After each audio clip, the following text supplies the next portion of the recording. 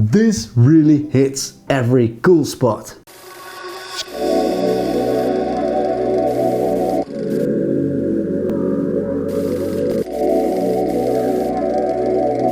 Hello and welcome to you, my viewer, and today I've got a very special video that was once again inspired by you in the comments. Today we'll talk about the Hamilton Intramatic Chronograph H, an American classic that was made in Switzerland. Recently, one of my viewers who goes by the beautiful name of Lord Bogus watched my video of the Man Skymaster and commented, "It's either this one or the Hamilton Intramatic for me."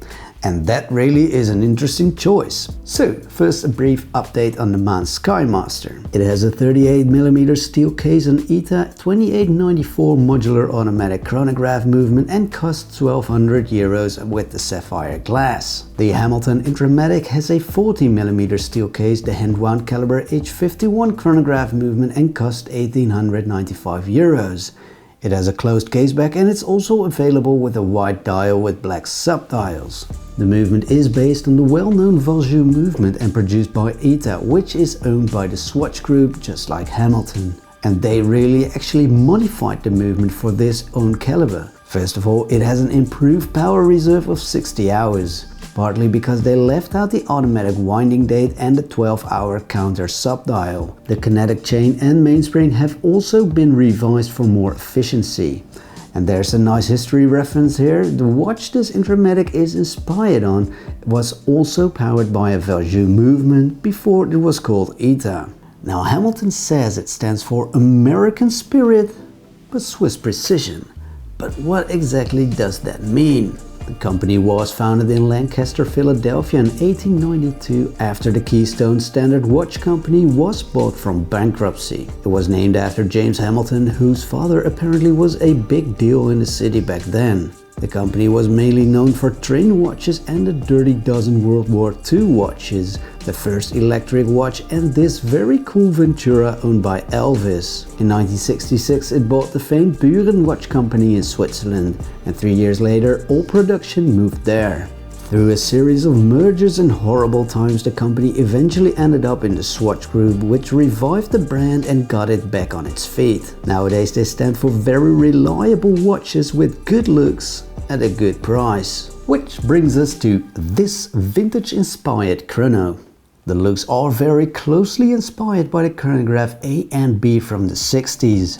The name Intramatic was first used by Buren, bought in when Hamilton took over that firm in 1966. And it is easy to spot the vintage design cues from the original 1968 model. On the wrist it has an excellent size lug-to-lug measuring 49mm. The thickness is 14.5mm, which is mainly due to the glass as the case itself is quite slim. It has a comfortable vintage feel to it, which is enhanced by the clean lines and the box-shaped sapphire crystal with thin bezel. The straight lugs and unprotected pushers and crown further enhance that naked vintage feel. On the dial, this theme continues. It has small vintage-looking lume dots on the hour markets and a fine tachymeter scale you will never use, but looks cool nonetheless. And by the way, are you enjoying this video so far? Please do like, subscribe. I'm just a poor, needy person in need for your love. Now the dial really is very nicely matte black with the subdial sort of off-white, which looks very cool indeed. A little bit vintage, but not too vintage. It's not retro. But what I like most about this watch is that wonderfully clean bicompax dial layout.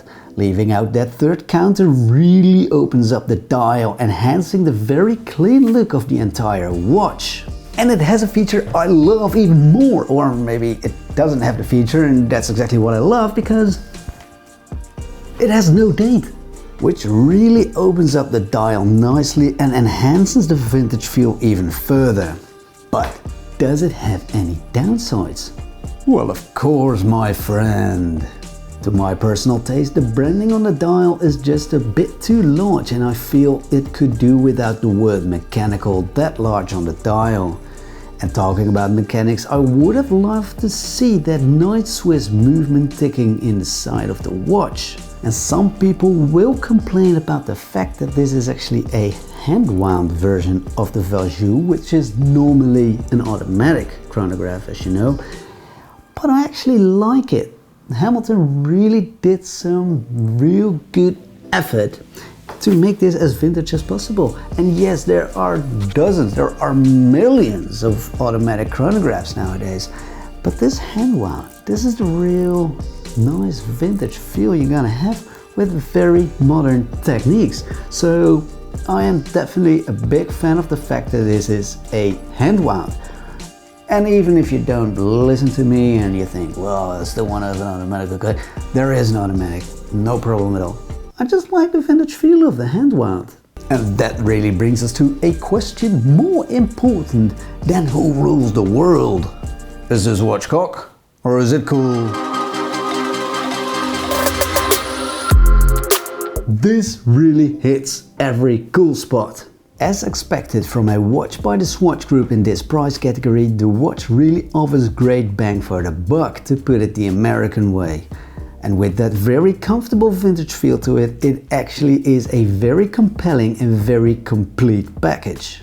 Comparing it to the Man watch, the differences are small but significant.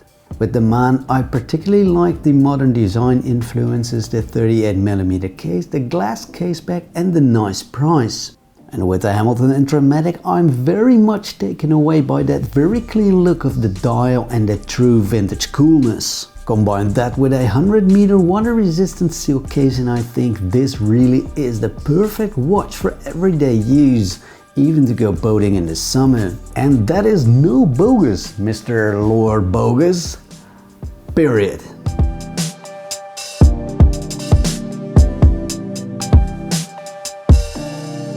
And by the way, what are your preferences? What kind of watches would you like to see? Please do like, subscribe, leave your comments below and help me a little bit because I can only do this with you.